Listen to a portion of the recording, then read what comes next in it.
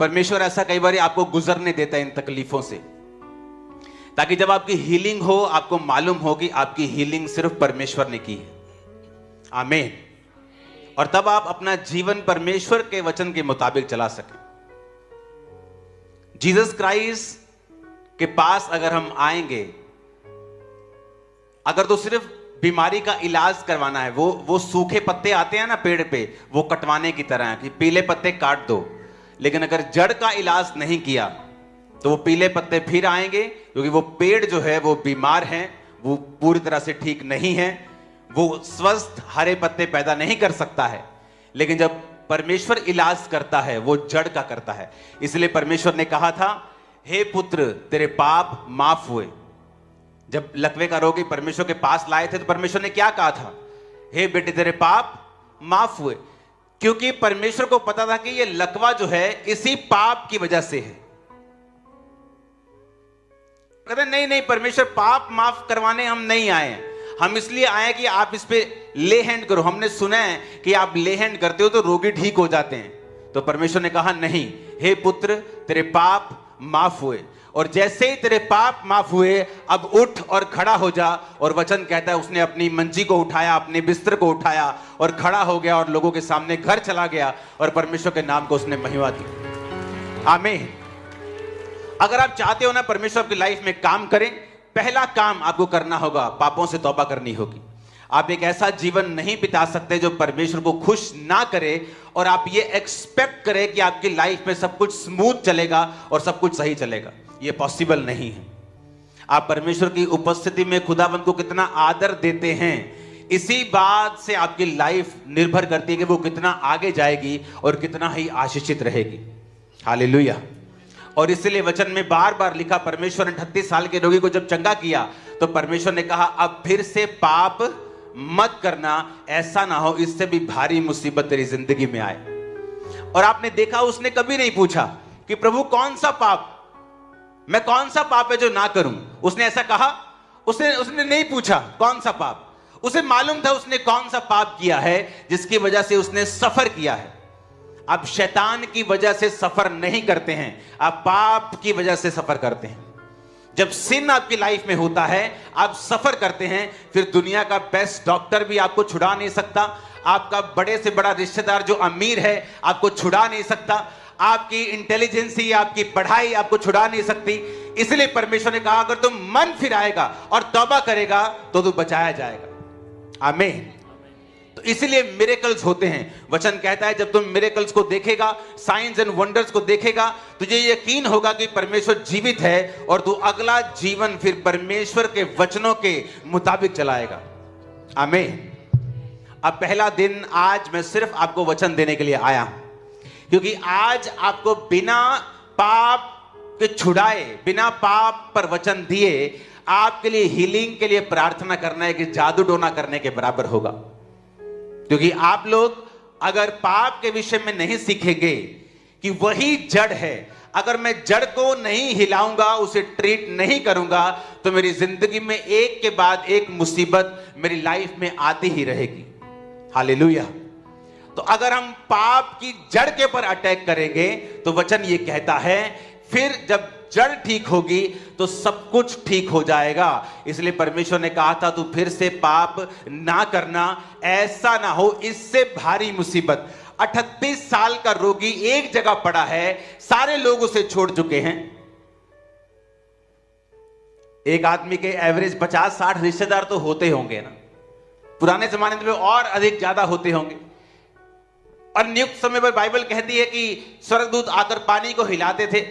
अगर उसके 50 रिश्तेदार भी हों तो 52 हफ्ते होते हैं एक साल में, कि एक हफ्ता नहीं कोई दे सकता एक रिश्तेदार कि चल यार 7 दिन मैं तेरे साथ रहूंगा, जब पानी हिलाया जाएगा, स्वर्गदूत हिलाएगा तो मैं तेरे को पानी में जल्दी उतार दूंगा, चल मैं तेरा साथ देता हूं। ऐसे हम सब रिश्तेदार एक एक हफ्ते की ड्यूटी ले लेते हैं और तुझे पानी में उतार देंगे जब स्वर्गदूत पानी को हिलाएंगे और तू हील हो जाएगा।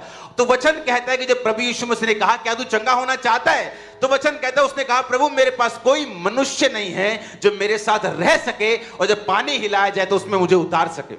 आप मनुष्यों पर आस रखेंगे, आप सिर्फ निराश ही होंगे, क्योंकि वो तब तक ही आपके साथ हैं जब तक पैसा, इन्फ्लुएंस और बरकत आपके साथ है। अगर ये चीजें जब जाएंगी, वो भी आपकी लाइफ से तभी निकल जाएंगे। तो परमेश्वर कई बार सिखाता है कि हमें अपनी आस जो है वो मनुष्यों के ऊपर नहीं रखनी, क्योंकि वो आपको सिर्फ निराश ही कर सकते हैं। हालेलुया। और अगर हमें अपनी लाइफ में सचमुच परमेश्वर के स्पर्श को लेना है, हमें परमेश्वर के साथ मेल मिलाप करना पड़ेगा और पापों से तौबा करनी पड़ेगी। आज बहुत से लोग हैं जो वचन को नहीं मानते, किसी चर्च के साथ, किसी संडे कोई मिनिस्ट्री में नहीं जाते, किसी जीवित चर्च में नहीं जाते। क्या ये पाप नहीं है? आप कितनी देर तक फिजिकली चर्च से अलग रहकर पाप से बचे रहोगे? मैं नहीं समझता आप बहुत देर तक बचे रहोगे। कितनी देर तक आप प्रार्थना नहीं करोगे और पाप से बचे रहोगे? आज आपका दुश्मन शैतान नहीं है बल्कि पाप है। उसे पता है अगर उसे बीमारी का डोज देना है आपको तो वो नहीं दे सकता। बाइबल कहती है जब अय्यूब के पास वो आता था तो अय्यूब के आसपास उसने कहा, परमेश्वर तूने बाड़ा बांधा हुआ है, मैं उसको चाहकर भी छू नहीं सकता, अब तू बाड़ा हटा और फिर मैं उसको छूंगा। जो लोग परमेश्वर में हैं, तौबा में चलते हैं, शैतान ये बात जानता है कि वो उनको छू नहीं सकता, इसलिए वो कोशिश करता है दिन रात आपको क्वेश्चंस देने की, सवाल देने की। अगर परमेश्वर जीवित है तो ऐसा क्यों है, अगर वो ऐसा है तो वैसा क्यों है, ताकि वो आपकी लाइफ में पाप की एंट्री करवाए। और जब एक बार पाप घुसा फिर वो कुछ भी कर सकता है, आप उसे रोक नहीं सकते। इसलिए बाइबल कहती है प्रभु यीशु मसीह जब पागल के अंदर से दुष्ट आत्मा को जाने की आज्ञा दे रहे थे तो प्रभु ने पूछा, कौन हो तुम? उसने कहा, हम सेना हैं। सेना मतलब कि हम 5000 से 12000 के बीच सेना होती थी। तो उसने कहा हम सेना हैं। बाइबल कहती है कि उनको अथाह गड्ढे में जाने की आज्ञा दे रहा था, दुष्ट आत्मा को निकाल रहा था। पर वो दुष्ट आत्मा परमेश्वर से कहती हैं, हमें अथाह गड्ढे में मत भेज, वो सामने सूरों का झुंड चल रहा है, हमें वहां भेज दे। क्या परमेश्वर के पास पावर नहीं थी कि वो शैतान के साथ क्यों बैठकर टेबल टॉक करेंगे? क्यों वो ऐसा करेंगे?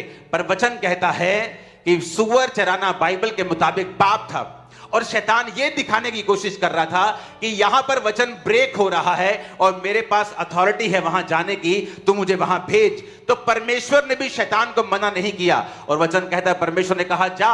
और बाइबल कहती है वो शैतान की आत्माएं जो सूरों का झुंड था, हजारों का, उनमें बैठ गई, अंदर समा गई और वो पूरा उसका झुंड का झुंड नदी में जाकर पानी में डूब मरा। और सारे चरवाहों ने नगर में जाकर सुसमाचार सुनाया और परमेश्वर के बारे में बताया। शैतान के पास लीगल राइट है आपकी लाइफ में काम करने का, अगर आप परमेश्वर के वचन के खिलाफ है तो। फिर आप प्रेयर नहीं कर सकते हैं, आप तौबा कर सकते हैं। आप नहीं परमेश्वर से विश कर सकते अगर आपने जानबूझकर अपनी लाइफ को पाप में रखा हुआ है, आपकी प्रार्थना कबूल नहीं होती। मैं आपको यह बताना चाहता हूं, किसी प्रकार के गलत फहमी में नहीं रहना है।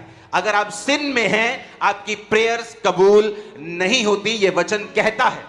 परमेश्वर जानता है आपको किन वस्तुओं की जरूरत है, लेकिन वो देता तब है जब आप मांगते हैं। लेकिन परमेश्वर कहता जो कुछ तुम मेरे नाम से, मेरी महिमा के लिए मेरे पिता से मांगेगा, मेरा पिता तुझे वो सब चीजें देगा। आमीन।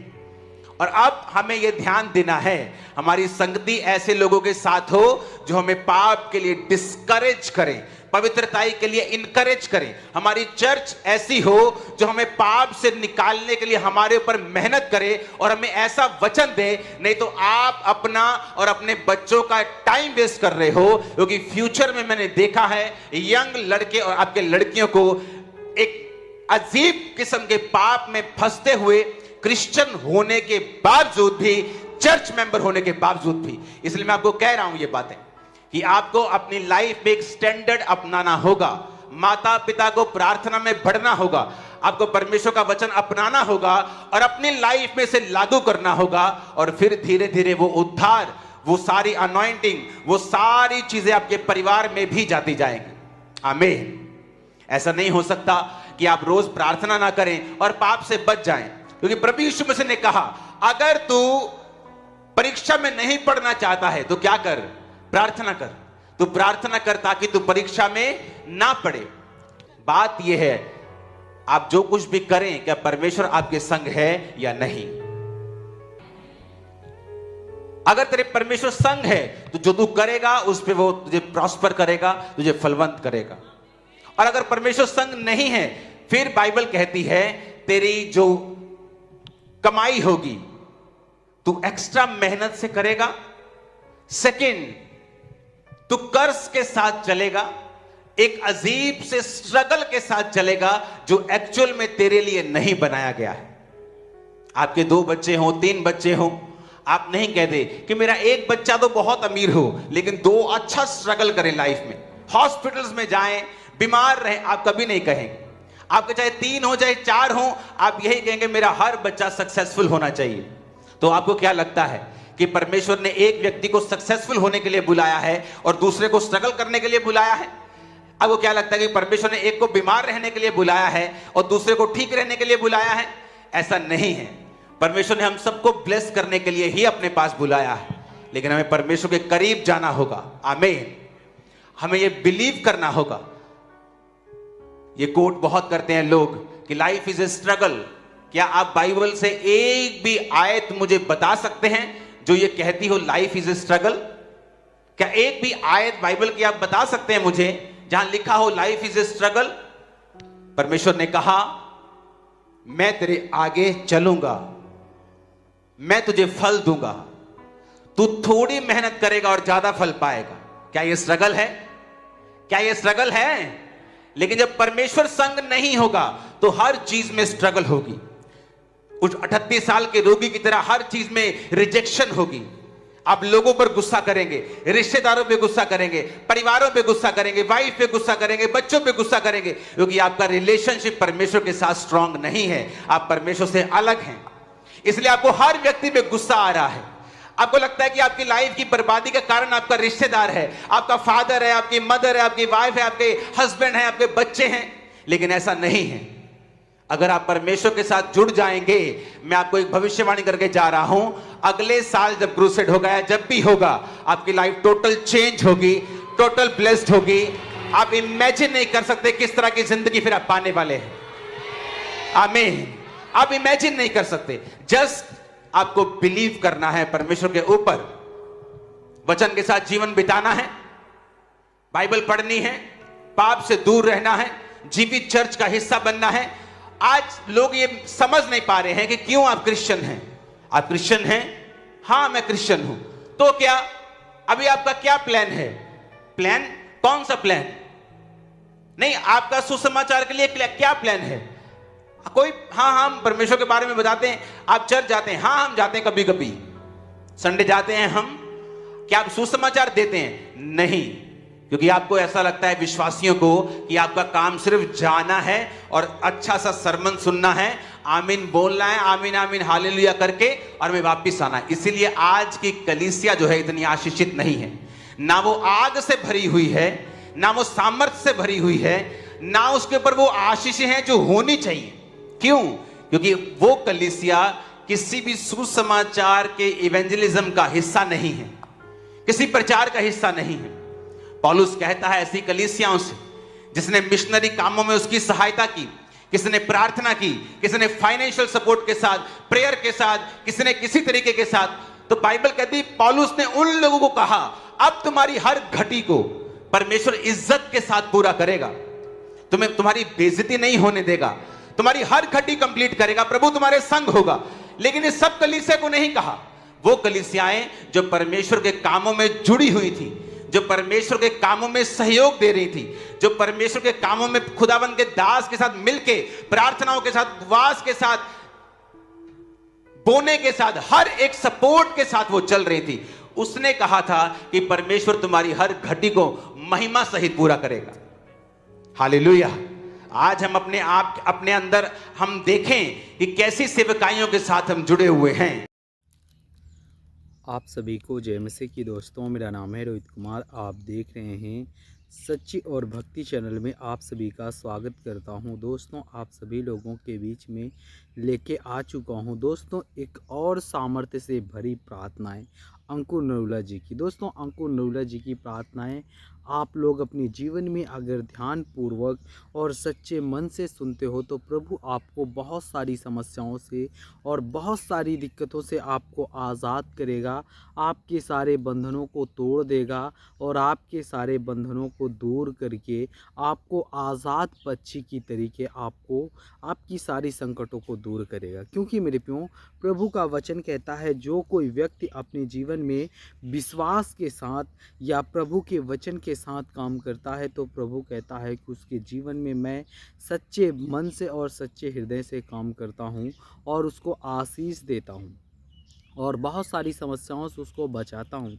तो यहाँ पे परमेश्वर का वचन कहता है। दोस्तों, मैं आप सभी लोगों के बीच में कुछ ऐसे वचन भी मैं भी पेश करना चाहता हूँ ताकि आप लोग अंकुर नरूला की प्रार्थना के द्वारा तुम मेरी भी प्रार्थना को सुनो, ताकि आप लोगों के जीवन में प्रभु और अच्छे से काम कर सके और आपको बहुत सारी समस्याओं से बचा सके, आपके जीवन की सारी दुख और तकलीफ़ों को दूर कर सके।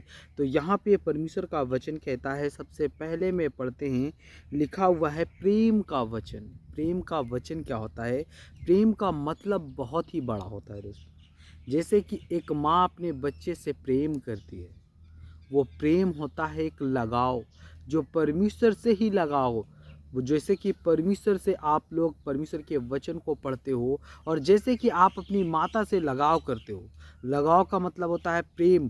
प्रेम कैसे होता है? आप लोग जैसे कि माँ से इस आशा में रहते हो कि एक बच्चा अपनी माँ के आशा में इसलिए रहता है कि ताकि उसकी माँ उसको दूध पिलाएगी, इसलिए उसको क्या होता है? प्रेम होता है। ठीक उसी प्रकार परमेश्वर का प्रेम भी हमारे लिए बहुत ही अटूट और बहुत ही महत्वपूर्ण होता है। क्योंकि परमेश्वर का वचन कहता है जो भी व्यक्ति अपने जीवन में परमेश्वर के प्रति प्रेम और अटूट बंधनों को बांध करके चलता है तो प्रभु कहता है उसकी सारी समस्याओं का हल परमेश्वर ढूंढ लेता है। परमेश्वर उसको बहुत सारी समस्याओं से आज़ाद करवाता है, उसके जीवन के सारे दुख और तकलीफ़ों को दूर कर देता है। तो जितने मेरे मसीह भाई बहन हैं, मैं आप सभी लोगों से कहना चाहता हूँ कि जैसे तुम अपनी माँ से प्रेम करते हो, माँ से लगाव रखते हो, ठीक उसी प्रकार आप प्रभु के वचन से लगा करके देखो। उसी प्रकार जैसे माँ से प्रेम करो वैसे ही प्रभु के वचन से प्रेम करो। तो प्रभु का वचन कहता है कि वो प्रभु के वचन में सामर्थ है कि आपको बहुत सारी समस्याओं से और बहुत सारी आपकी जीवन की दिक्कतों से वो आपको दूर करेगा। जैसे कि माँ अपने बच्चों को पलकों में बैठा के रखती है कि उसके जीवन में कभी भी कोई दुख ना आए, कोई भी तकलीफ़ माँ के रहते हुए नहीं आ सकती। ठीक उसी प्रकार प्रभु कहता है कि मेरे रहते हुए आपके जीवन में कोई भी प्रॉब्लम और कोई भी दुख और कोई भी मुसीबत नहीं आने दूंगा। क्योंकि परमेश्वर हमारा पिता है, परमेश्वर हमारा सर्व परमेश्वर है, सर्वशक्तिमान परमेश्वर है, यहोवा है। वो हमारे जीवन के सारे दुख और तकलीफ़ों को दूर करेगा और हमको आज़ाद करेगा, हमको बहुत सारी समस्याओं से बचाएगा। क्योंकि मेरे प्रियो, प्रभु का कहना है कि जो भी व्यक्ति अपने जीवन में विश्वास रखेगा और प्रेम के जीवन को जिएगा, और परमेश्वर कहता है कि मैं तुमसे एक नया आदेश देता हूँ कि तुम एक दूसरे से प्रेम करो जैसे मैंने तुमसे प्रेम किया है। और परमेश्वर कहता है कि वैसे तुम भी एक दूसरे से प्रेम करो, इससे सब लोग जानेंगे कि तुम मेरे चेले हो। और यदि तुम एक दूसरे से प्रेम रखोगे तो परमेश्वर कहता है, ये वचन हमें इस बात को स्पष्ट करता है कि परमेश्वर कहता है मसीह लोगों को एक दूसरे से प्रेम करना चाहिए।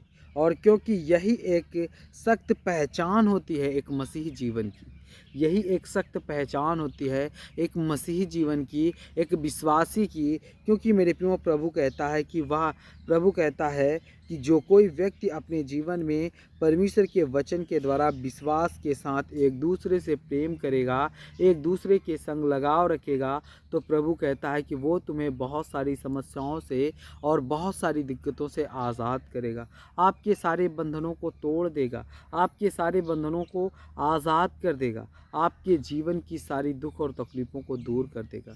इसलिए मेरे प्रियो, प्रभु कहता है कि जो भी व्यक्ति अपने जीवन में विश्वास रखता है, प्रभु के वचन पे चलता है, प्रभु के बताए हुए मार्ग पे अपने जीवन को व्यतीत करता है, तो प्रभु कहता है कि वो आपको बहुत सारी समस्याओं से और बहुत सारी दिक्कतों से आज़ाद करेगा। तो जितने मेरे मसीह भाई बहन हैं, आप सभी को जय मसीह की दोस्तों। God bless you all of you. आमीन। नेक्स्ट वीडियो मिलता हूँ दोस्तों।